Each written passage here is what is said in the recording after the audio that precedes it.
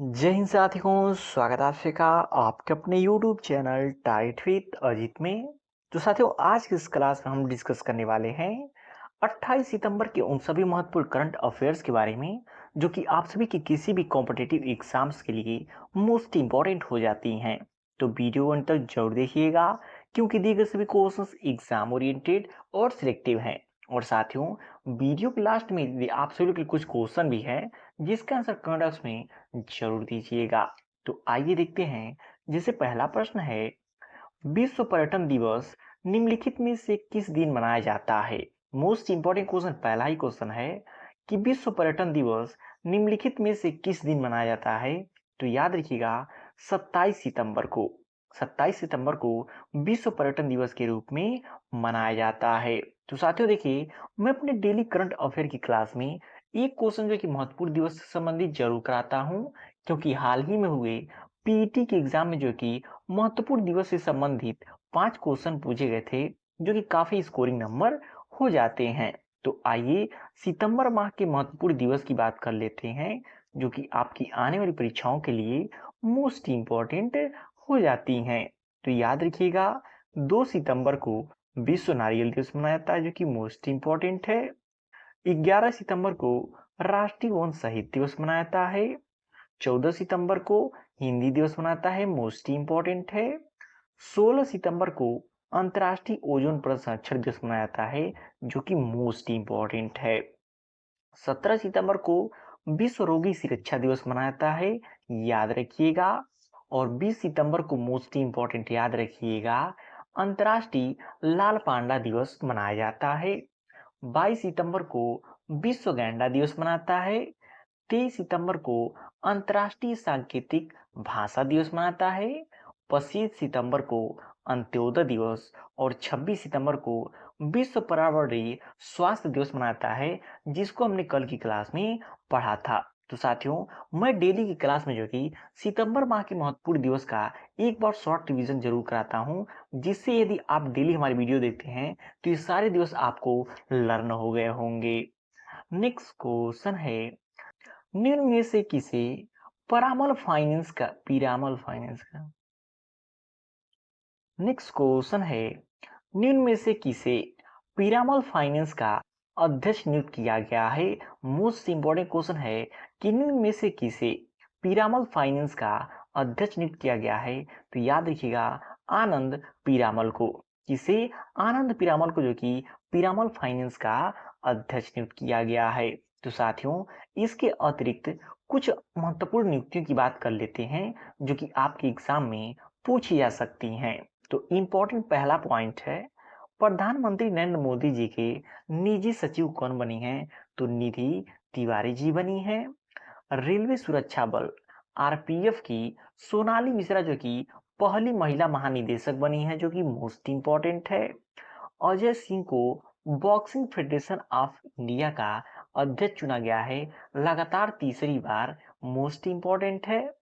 सतीश गोलचा को दिल्ली का police commissioner नियुक्त किया गया है, मोस्ट इम्पोर्टेंट है।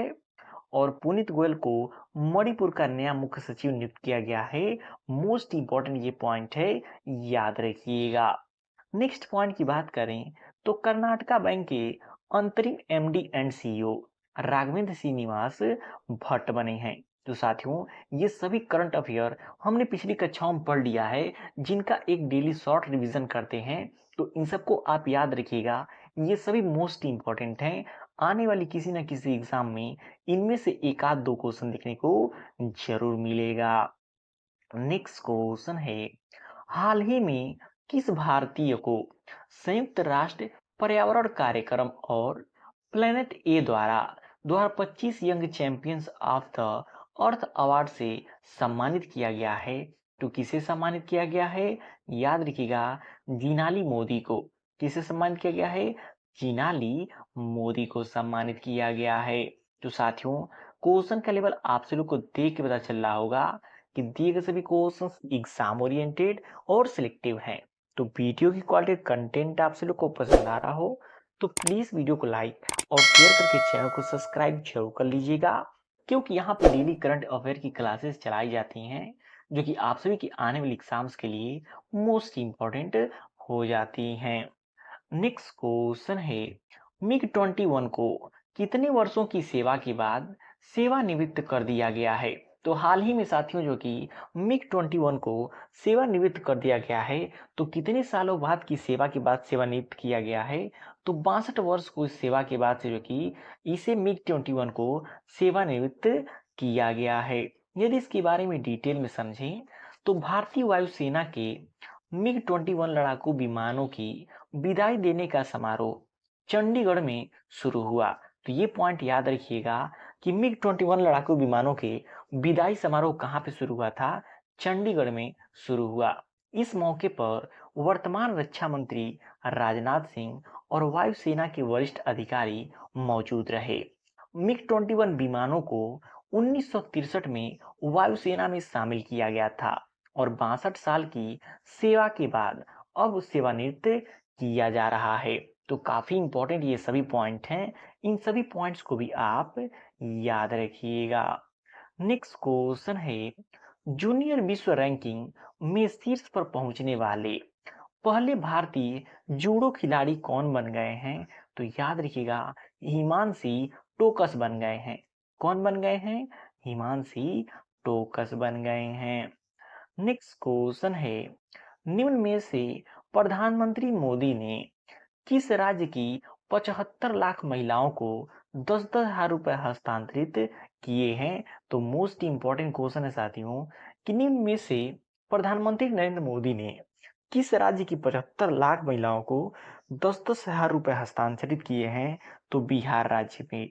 बिहार राज्य की 75 लाख महिलाओं को प्रधानमंत्री नरेंद्र मोदी जी ने 10-10 हजार रुपए हस्तांतरित किए हैं।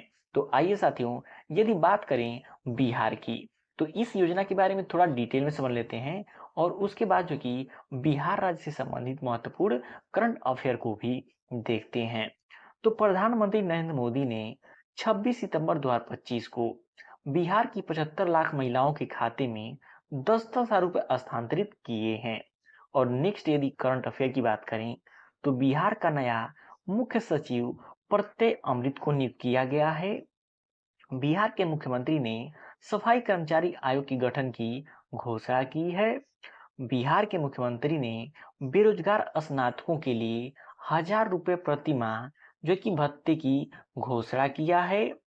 कृषि निर्यात को बढ़ावा देने के लिए एपीडा ने बिहार में पहला कार्यालय खोला है। तो इन सभी पॉइंट्स को भी याद रखिएगा, आपके एग्जाम में देखने को मिल सकते हैं। उसके अतिरिक्त बिहार की महत्वपूर्ण करंट अफेयर की बात करें तो बिहार के नालंदा जिले के राजगीर में रायल भूटान बौद्ध मंदिर का भव्य उद्घाटन हुआ है। तो न्यायमूर्ति पीवी बजंतरी ने पटना हाईकोर्ट के मुख्य न्यायाधीश के रूप में शपथ ली है और मरियम फातिमा बिहार की पहली महिला फीडे मास्टर बनी हैं। तो ये सभी करंट अफेयर को साथियों याद रखिएगा, मैं डेली आप लोगों का एक शॉर्ट रिवीजन कराता रहता हूँ, जिससे यदि आप पिछली कक्षा नहीं किए हैं तब भी आपको आसानी से याद हो जाएगा। नेक्स्ट क्वेश्चन है, हाल ही में 11वीं एशियन एक्वेटिक चैंपियनशिप का उद्घाटन कहाँ किया गया है? तो याद रखिएगा, अहमदाबाद में। कहाँ पे उद्घाटन किया गया है? अहमदाबाद में उद्घाटन किया गया है। नेक्स्ट क्वेश्चन है, हाल ही में भारत का पहला एआई आधारित कमांड सेंटर कहाँ स्थापित किया गया है? तो याद रखिएगा, तिरुमाला में। कहाँ पे? तिरुमाला में। नेक्स्ट क्वेश्चन है, हाल ही में भारतीय विज्ञापन मानक परिषद एएससीआई के अध्यक्ष के रूप में किसे नियुक्त किया गया है? तो याद रखिएगा, सुधांशु वत्स को नियुक्त किया गया है। अब बात करें महत्वपूर्ण नियुक्ति संबंधित कुछ पॉइंट्स की जो कि आपके एग्जाम में पूछी जा सकती हैं। तो याद रखिएगा, विधि सचिव अंजू राठी राणा पहली महिला विधि सचिव बनी है, मोस्ट इंपॉर्टेंट है। टीसीए कल्याणी ने महालेखा नियंत्रक सीजीए का पदभार संभाला है, जो कि बार बार परीक्षाओं में पूछा जाता है। प्रोफेसर असीम कुमार घोष को हरियाणा का नया राज्यपाल घोषित किया गया है, मोस्ट इंपॉर्टेंट है। संजय गुराटिया को आईएएफ रखरखाव प्रमुख नियुक्त किया गया है, मोस्ट इंपॉर्टेंट है। और हीरो मोटोकॉर्प ने हर्षवर्धन चितले को सीईओ नियुक्त किया है। काफी इंपॉर्टेंट ये सभी करंट अफेयर हैं, इन सभी को आप याद रखिएगा। नेक्स्ट क्वेश्चन है, बिग बैश लीग टीम के साथ अनुबंध करने वाले पहले भारतीय पुरुष क्रिकेटर कौन बने हैं? तो रविंद्र अश्विन बने हैं। कौन बने हैं? रविंद्रन अश्विन बने हैं।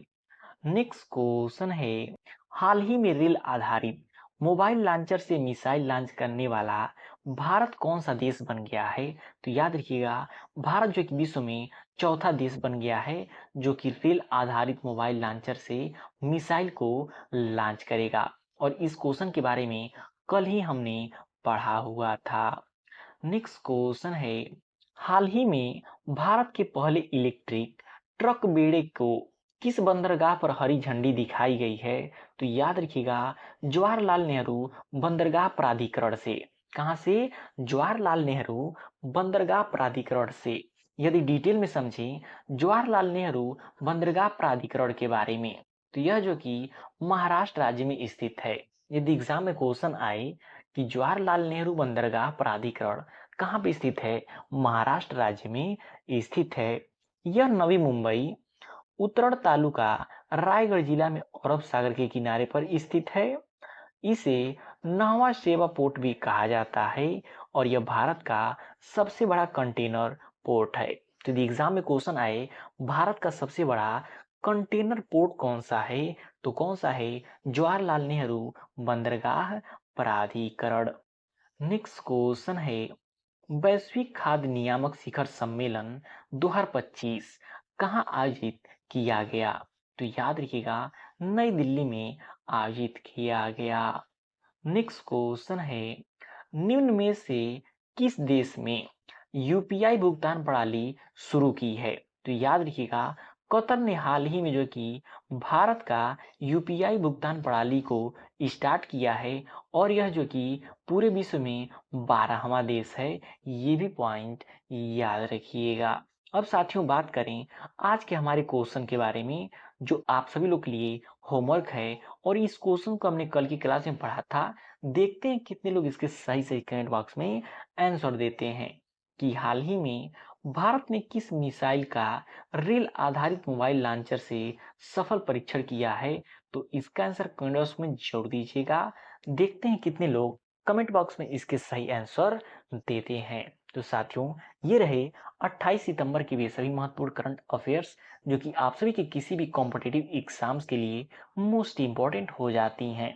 तो वीडियो आपको कैसा लगा कमेंट करके फीडबैक जरूर दीजिएगा, और वीडियो पसंद आए प्लीज वीडियो को लाइक और शेयर करके चैनल को सब्सक्राइब जरूर कर लीजिएगा।